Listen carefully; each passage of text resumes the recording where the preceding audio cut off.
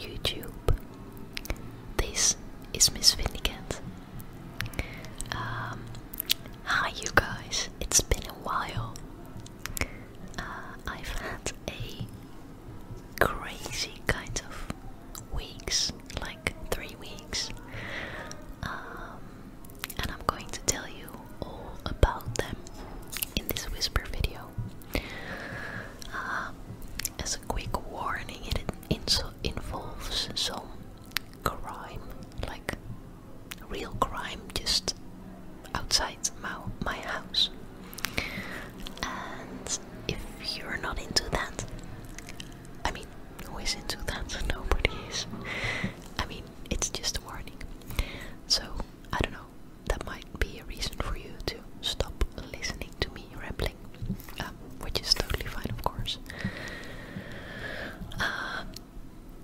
And yeah, they were actually, I mean, I've just got so many things to tell you guys. I don't even know where to start, so I think I'm just going to do it chronologically these 3 weeks. I feel like I haven't spoken to you guys in like forever, which, I mean, it's not that bad. And I did the collab with Alex How ASMR. Was it last week? I think the week before. I don't know. I've been so busy and it's been so crazy that I kind of lost track. So I'm just going to, yeah, tell all about it. But first, 2 things. Quickly, the first is you're watching footage that I recorded just after my son was born. It is like a fair kind of thing. I mean, it reminds me of a state fair in the States. I don't know, in Dutch we would call this or we do call this a kermis. I don't know if that rings a bell or anything, but it's basically just all these things that move very fast that you can sit in and you can spin around and get dizzy, and then you can buy all this candy, which makes you nauseous. Yeah, it's kind of a strange combination. And twice a year we've got this going on. And it was, I think, for 9 or 10 days. I think it started on a Thursday night and then it ended not the next Sunday, but the Sunday after that. So that is Thursday, Friday, Saturday, Sunday, Monday, Tuesday, Wednesday, which makes it 7 days obviously. Thursday, Friday, Saturday, Sunday. So I think, yeah, I think that is like 11 days. I mean, it was the longest time, and I was afraid my son wouldn't sleep at all because it's loud. There's no noise now, but let me tell you, it's loud. But somehow he just slept right through it, usually, mostly, and I just figured it would be nice to show it to you.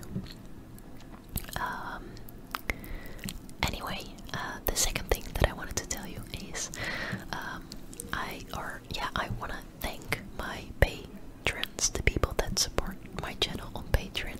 Yesterday I got a new patron, number 13, which means that from now on out this channel makes me 54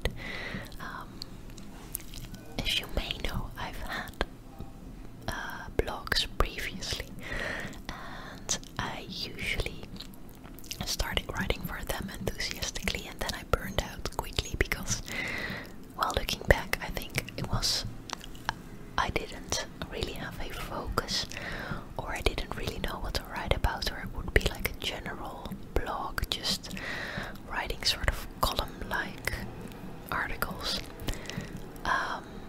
Or I used the blog to write about the things that I find hard, and I don't know, I just sort of got stuck. So then the blog would be gone already. I mean, I've had several blogs, I don't even remember. However, I still really like the idea of being a blogger. I just always felt like I don't have anything to write about, I don't have anything to say, and that is a reason why I'm not good at it, basically. So what happened? As you may also know, if you listen to my whisper videos more often,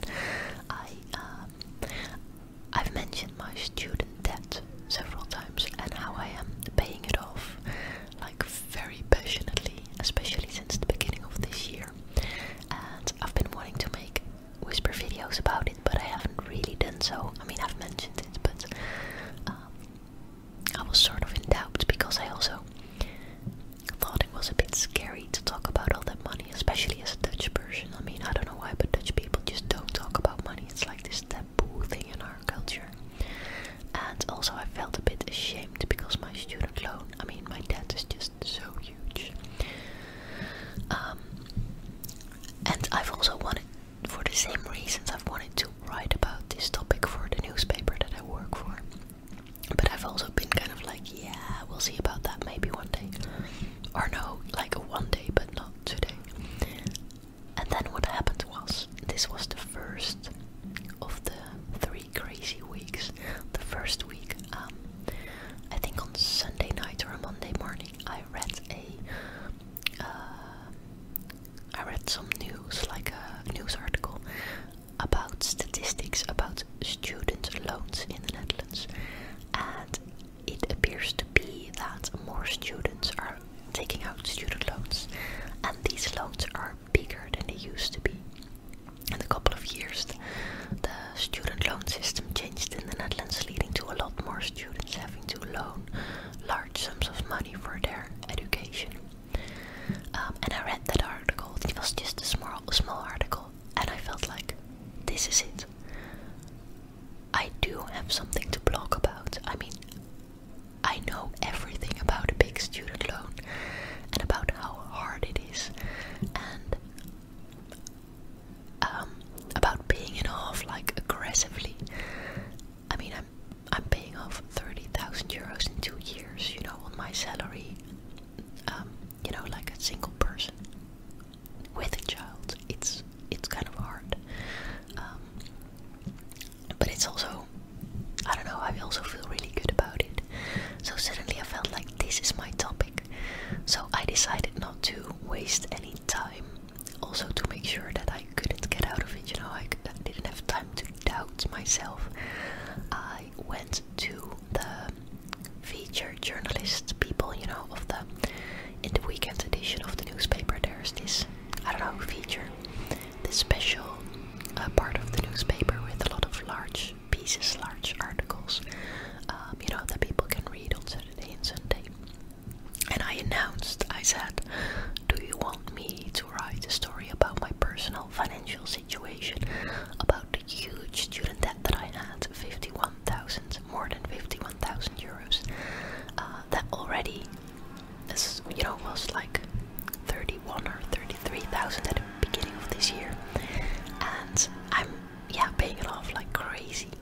Do you want me to write it all down, all the mistakes that I made, just everything, and then how I changed, you know, how I decided to pay it off like this? And well, yeah, they said, of course, yes, we want that. And I figured, let's do it in 1 week. That way it is close to the news piece about the statistics, and that's just, you know, like a journalist thing, you know, you have to sort of have to have a reason to write something. Well, I don't actually agree with that, but somehow it is like a journalistic thing.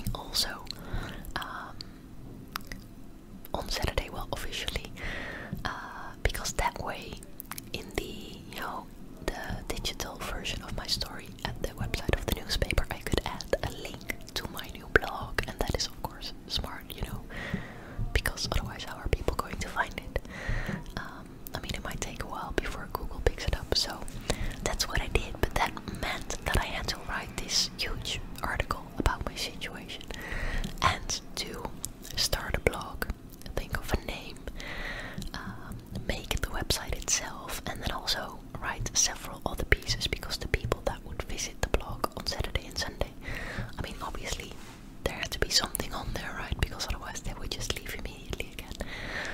So that whole week, guys, I was just living on adrenaline. And that was the first week that I didn't upload as often on YouTube that I used to do. You know, I used to be like 4 times a week.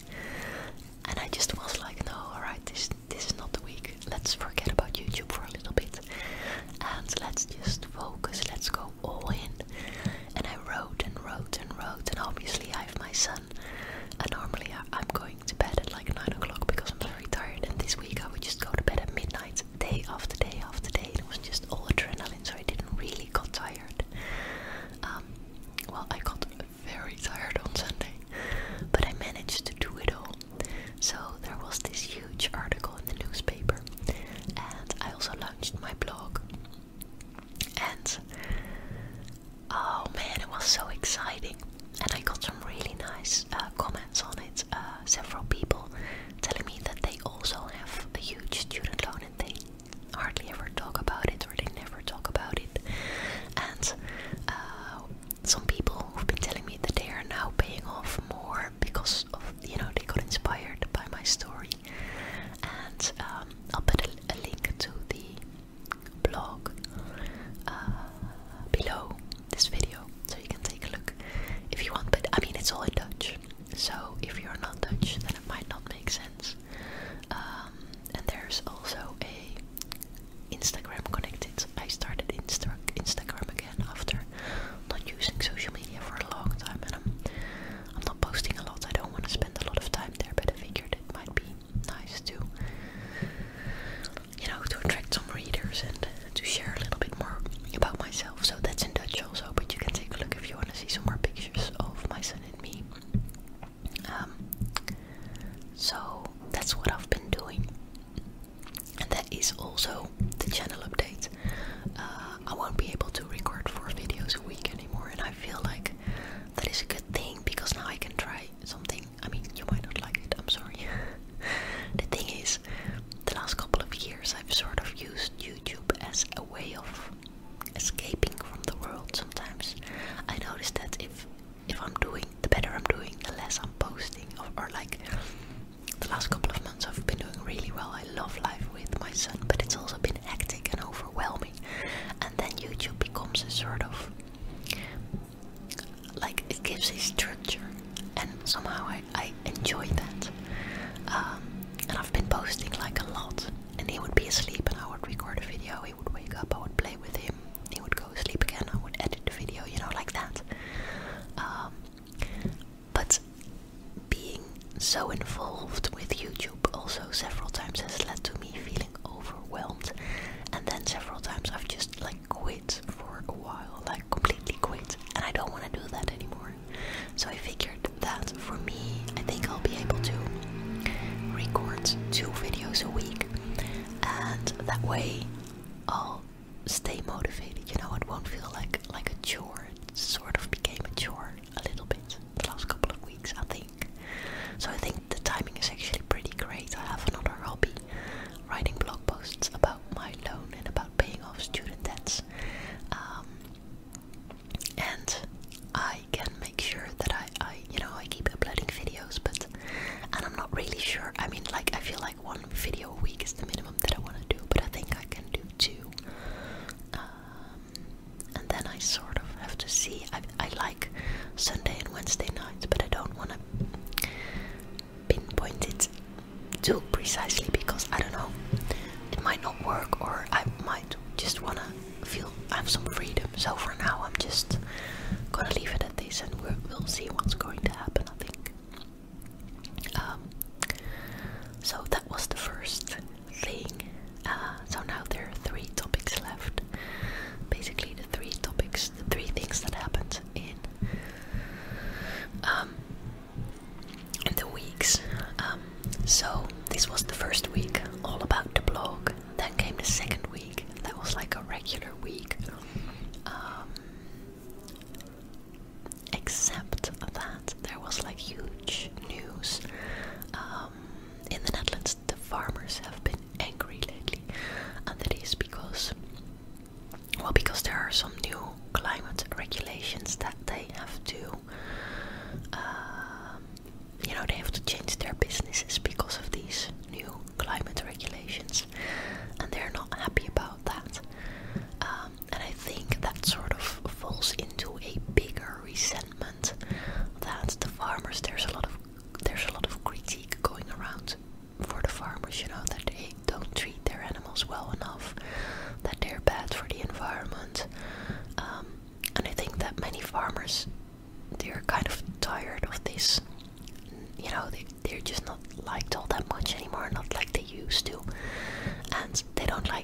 because, well, I mean, it's not nice for them, I can see that.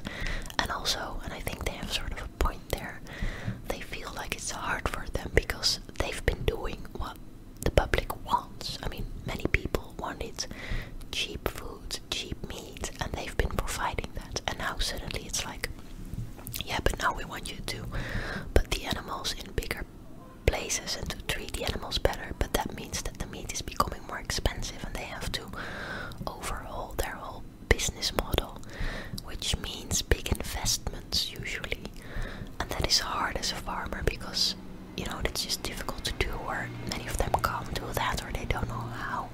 So these new climate regulations sort of fell into this general sense of discontentment, I think.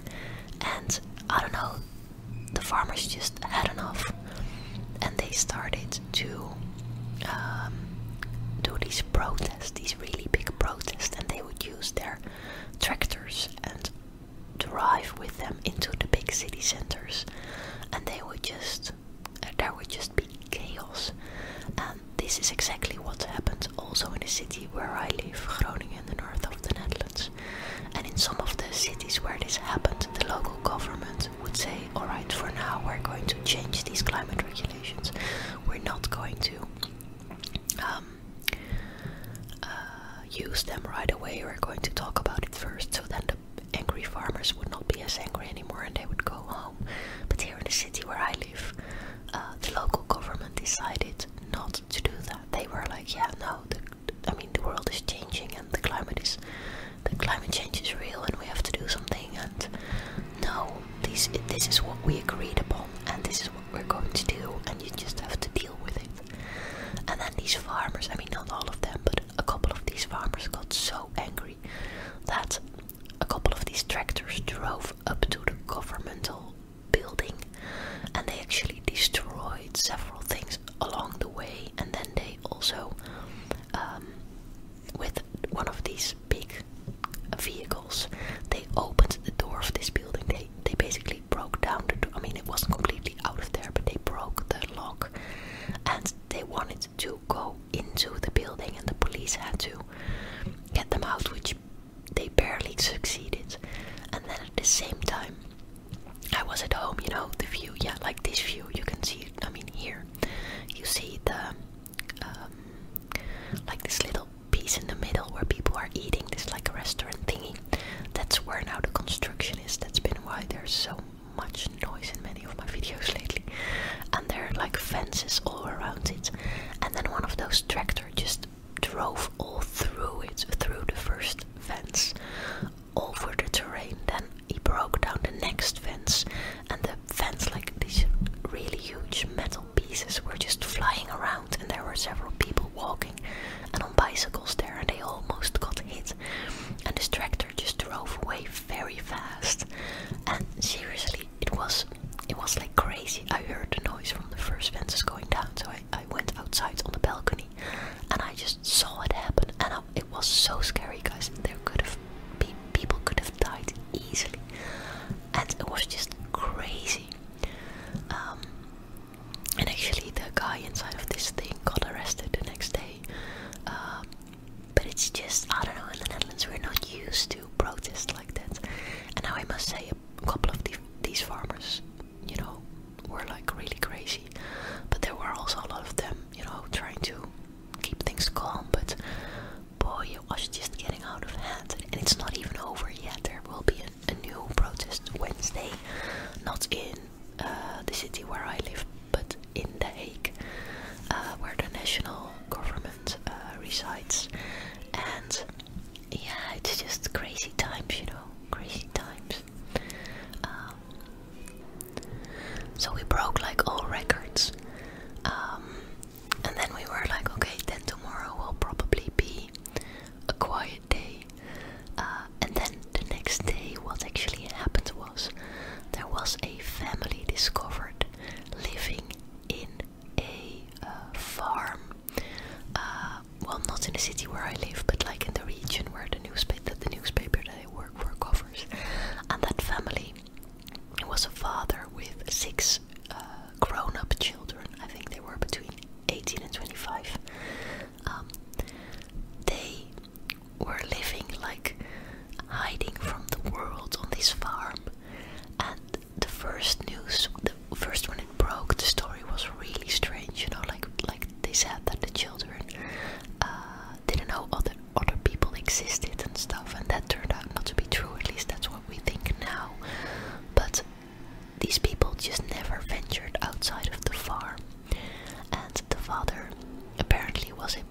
religious guy, like a cult kind of thing, and he sort of saw himself like a savior kind of person, and he was trying to protect his children from the harm and the evil in the world. And these children, they were known, the Netherlands, like the government, they didn't know they existed. I mean, when they were born, nobody apparently told anybody. And it was just, I mean, it was like worldwide news.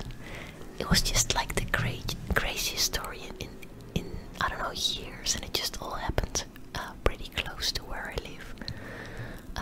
And still, the story, there are a lot of questions, and there's a lot of unclear. And yeah, I might be able to do a true crime video. I've had a couple of requests for true crime videos, and I was just like, yeah, but I don't know what to whisper about. But this might actually be a good one, because it was just like, it was crazy. Yeah. So yeah, that happened. And then the third week, that was last week, or like, I want to say this week, but it's Monday, so no, last week. And that is actually when my son and I, we got sick.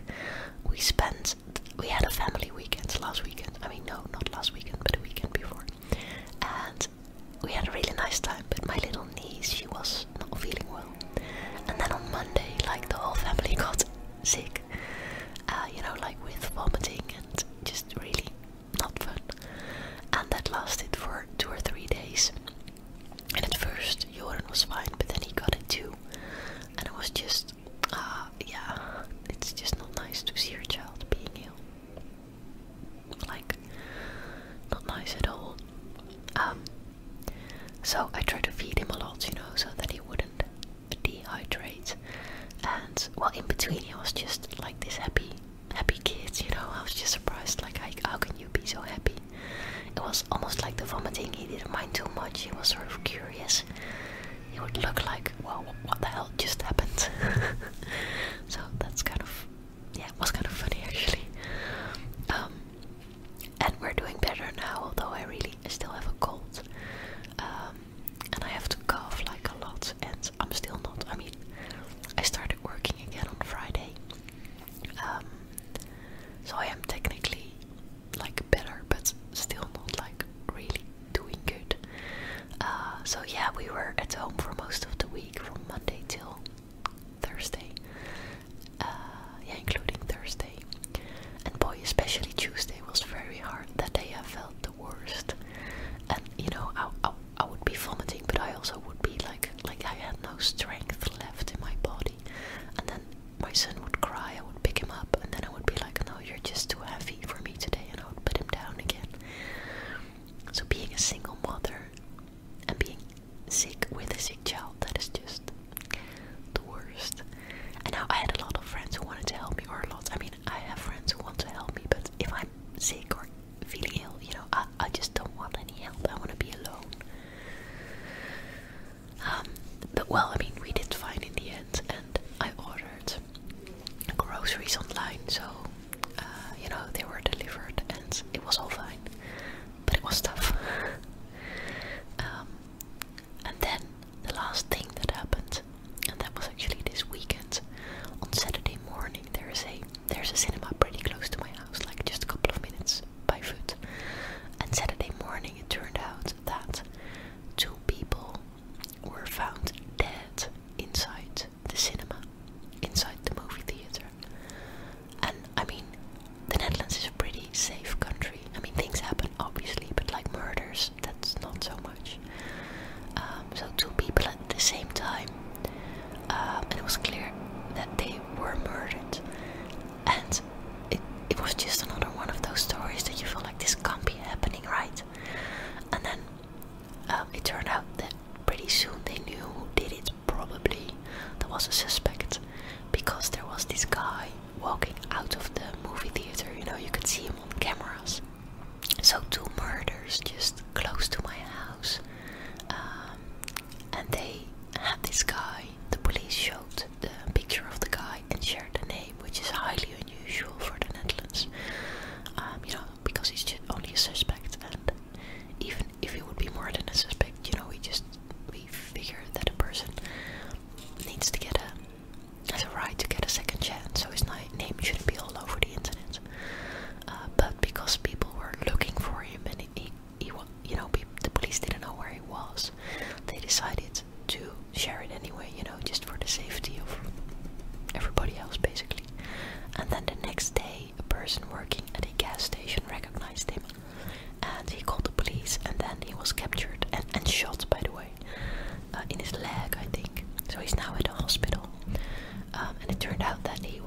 of like confused, like he had psychological problems.